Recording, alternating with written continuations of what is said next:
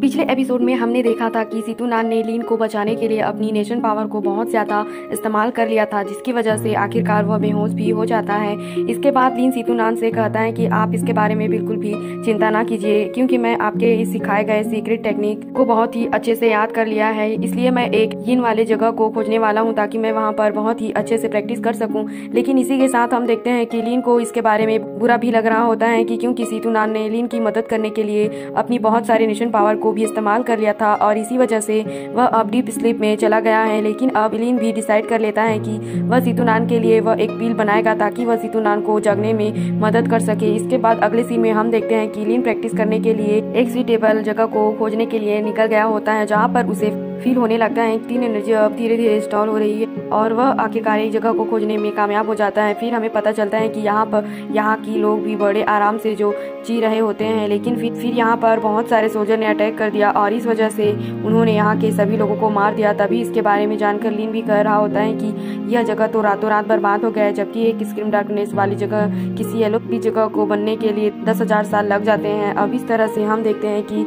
लीन यहाँ पर loss formation के बारे में प्रैक्टिस करना शुरू कर देता है, जिसके दौरान वह अपनी पावर को बहुत सारे पत्थर के ऊपर इस्तेमाल कर रहा था और इस तरह से वह लॉस फॉर्मेशन को बनाने में कामयाब भी हो जाता है। इसके बाद हमें पता चलता है अंडरवर्ल्ड एंसेसाइनेट पेनिट्रेशन तकनीक 9 लेवल में डिवाइडेड है, जिसके हर एक 3 लेवल को बॉडी के 3 लेवल में ब्रेक थ्रू करने की जरूरत होती है और इसके सक्सेस होने का चांस तभी ज्यादा होता है जब प्रैक्टिस करने वाली जगह पर बहुत सारी यिन एनर्जी हो और अगर कोई इसको प्रैक्टिस करने में कामयाब हो जाता है तो वहाँ पर बोल्ड एनर्जी का फॉर्मेशन होगा और फिर ऐसा होते ही इनर स्पिरिचुअल पावर तुरंत इन सील पावर के रूप में चेंज हो जाए। इस तरह से आखिरकार 3 गोल्ड पिल्स एक दूसरे के साथ मर्ज हो जाएंगे और इस तरह से इसमें बहुत ज्यादा चांस होगा कि वह डेम फॉर्मेशन के स्टेज में पहुंच जाएगा। इसके बाद अगले सीन में हम देखते हैं कि लीन अभी भी वहां पर प्रैक्टिस कर रहा होता है, लेकिन तभी वहां पर एक ब्लू स्किन वाला एक अजीब सा लड़का आ जाता है और फिर वह जैसे ही फॉर्मेशन वाले स्टोन को टच करने लगता है वह अचानक से एक्टिवेट हो जाती है। लेकिन जब इसके बाद भी वह लड़का यहाँ से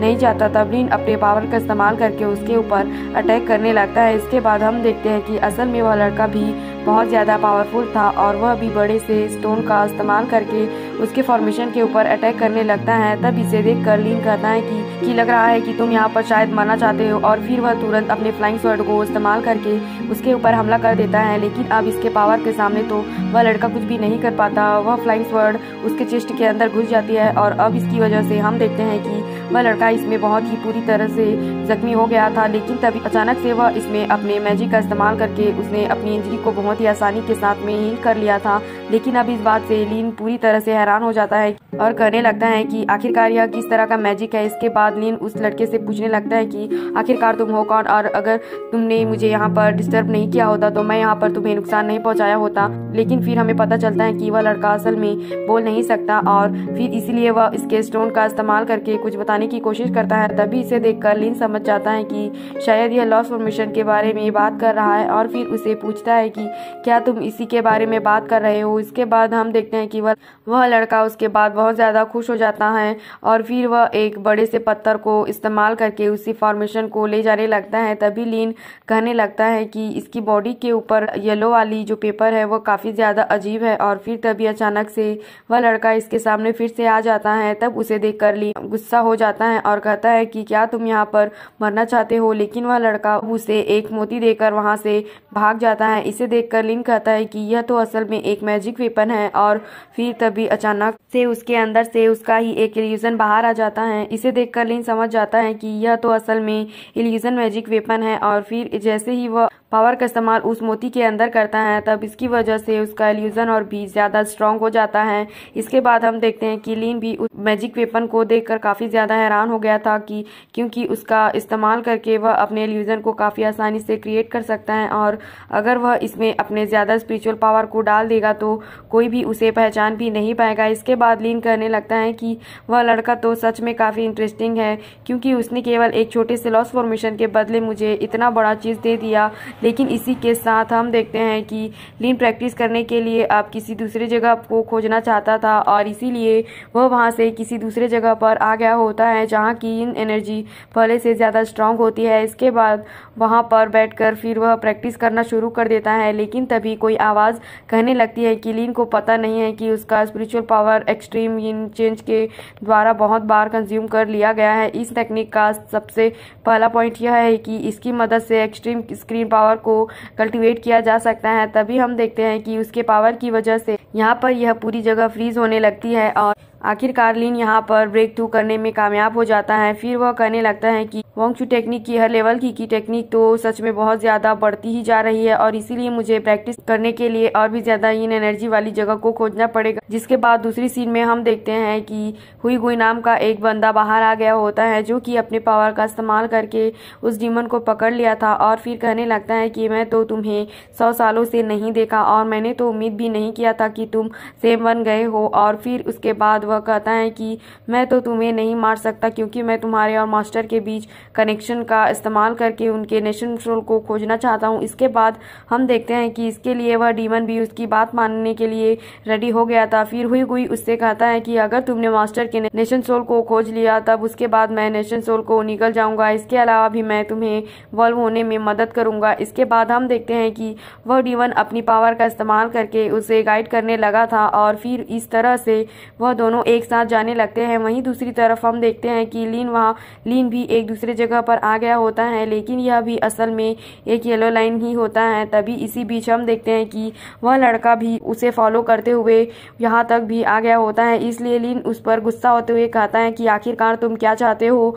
इसके बाद वह लड़का उसे इशारा करते हुए अपने साथ में ले जाने की बात कहने लगता है। इसलिए लीन भी उसे फॉलो करते हुए उसके पीछे जाने लगा था और फिर इस तरह से वह एक टूटे फूटे जगह पर आ जाते हैं और फिर हम देखते हैं कि वह लड़का अलग अलग जगह पर अपनी पावर को एक्टिवेट कर देता है और ऐसा लग रहा होता है कि शायद वह एक ऐसी पोर्टल को एक्टिवेट करना चाहता है। और इसी के साथ हम देखते हैं कि वह लड़का कुछ स्पेल भी पढ़ने लगता है जिसकी वजह से फॉर्मेशन की पावर और भी ज़्यादा बढ़ती जाती है और फिर अचानक से उसके सामने एक स्टैचू जमीन को फाड़ते हुए बाहर आ जाती है। अब यहाँ पर इतने बड़े स्टैचू को देखकर लीन वहाँ पर हैरान हो गया था और कहने लगता है कि इसे देखकर ऐसा लग रहा है कि यह मूर्ति तो जिंदा हो रही है। तभी वह लड़का उसे इशारा करते हुए वहां पर जाने के लिए कहता है। इसके बाद हम देखते हैं कि लीन भी उसकी बात मानकर स्टैचू के ऊपर आ गया होता है और वह यहीं पर प्रैक्टिस करना शुरू कर देता है। उसके बाद वह प्रैक्टिस करते हुए यहाँ पर अंडरवर्ल्ड इंसेसाइनेट टेक्निक की लेवल 5 में प्रमोट हो गया था। लेकिन तभी हम देखते हैं कि यहाँ पर अचानक से पूरी जगह चेंज होने लगती है और फिर यहाँ पर अजीब सी कॉफिन आने लगती है। तभी उसे देखकर वह लड़का भी इस बात से काफी डर गया होता है, इसलिए वह लीन के पास आकर तुरंत वहां पर एक पोर्टल एक्टिवेट कर लेता है और इस तरह से वह वहां से टेलीपोर्ट होकर वहां से भाग जाते हैं। वहीं दूसरी तरफ हुई गुई ने अपनी पावर का इस्तेमाल करते हुए स्टैचू को अंदर जाने से रोक दिया होता है और फिर वहां पर अपने पावर का इस्तेमाल करते हुए उसके ऊपर अटैक भी करने लगता है। वहीं अब वह लड़का लीन को अपने साथ लेकर एक गुफा के अंदर आ गया होता है जहाँ के स्टैचू के अंदर से कोई पावर बाहर आने लगती है। तब उसे देखकर लीन को ऐसा लगता है कि शायद वह पावर लीन के ऊपर अटैक करने वाली है और इसीलिए वह बिना कुछ सोचे समझे अपने फ्लाइंग स्वॉर्ड को इस्तेमाल करके उसके ऊपर अटैक कर देता है। लेकिन यह देखकर वह लड़का भी काफी परेशान हो गया था और फिर वह पावर अपने इंसानी रूप में आते हुए लीन से कहने लगता है कि तुम इसके बारे में गलत समझ रहे हो क्योंकि मैं तुम्हें यहाँ पर कोई भी नुकसान नहीं पहुंचाऊंगा। इसके बाद हम देखते हैं कि वह लड़का भी उसके अटैक को रोकने के लिए उसके सामने आ गया होता है, जिस पर वह मास्टर उसे कहने लगता है तुम्हें अपने गेस्ट के लिए इतना र्यूड नहीं होना चाहिए। और फिर वह अपने पावर का इस्तेमाल करके हुई गुई को देखने लगता है जो कह रहा होता है कि मास्टर आप मुझसे 100 साल पहले बचकर भाग गए थे, लेकिन अब इस बार आप कहीं भी नहीं जा पाएंगे। तब उसे देखकर लीन उससे पूछता है कि बाहर वाला आदमी जो है वो कौन है और आपको मास्टर क्यों कह रहा है। इसके बाद वह मास्टर बताता है कि मैं हुइन सेक्ट के फाउंडर में से एक हूं और टाइम सेक्ट के एंट्री लेवल वाले सभी डिसेबल को अपनी कल्टीवेशन को बढ़ाने के लिए सेक्रीफाइस और रिफाइन करना होता है, जिसकी वजह से हुई गुई बहुत ज्यादा पावरफुल बन गया है और उसने मेरी ही साथ में बगावत करना शुरू कर दिया। फिर वह आगे कहता है कि मैं 300 साल पहले उसे यहाँ पर लेकर आया था जो कि वह उस समय कोल्ड एयर से इफेक्टेड हो गया था, जिसकी वजह से वह इसे कंट्रोल नहीं कर पाया और इस वजह से उसने इसे हर्ट कर दिया। और फिर वह आगे कहने लगता है कि जो बाहर वाला स्टैचू है वह मेरा फिजिकल बॉडी हुआ करता था था, लेकिन असल में उसने पागलपन को कल्टीवेट कर लिया था और इसीलिए मैं चाहता हूँ कि तुम इसमें मेरी मदद करो, क्योंकि मैं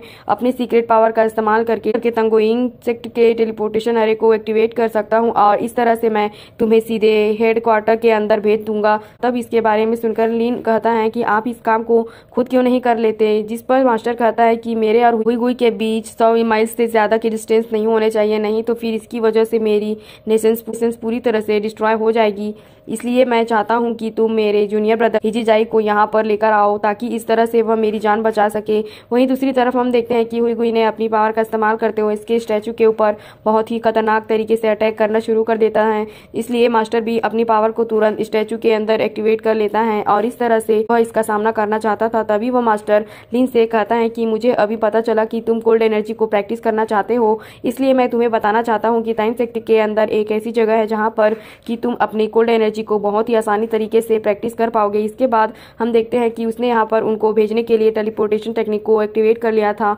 जिस पर लिन कहता है कि हुई गुई को देखकर ऐसा लगता है कि वह बहुत ज्यादा खतरनाक है, इसलिए मैं समय रहते अगर यहाँ से नहीं गया तब इसके कुछ समय के बाद हुई गुई भी यहाँ पर आ जाएगा और फिर इसलिए वह मास्टर की बात मानने के लिए रेडी हो जाता है। इसके बाद हम देखते हैं कि मास्टर ने इसके लिए टेलीपोर्टेशन एरे को एक्टिवेट कर लिया था, लेकिन वहीं दूसरी तरफ हुई गुई कहने लगता है कि मास्टर इस बार तुम मेरे हाथों से नहीं बच पाओगे। अब इतनी बात कहने के बाद वह इसके पास में आने के लिए रेडी हो जाता है। इसके बाद यह एपिसोड यहीं पर खत्म होता है। अगर आप इसके अगले एपिसोड को देखना चाहते हो तो हमारे चैनल को सब्सक्राइब और लाइक करना।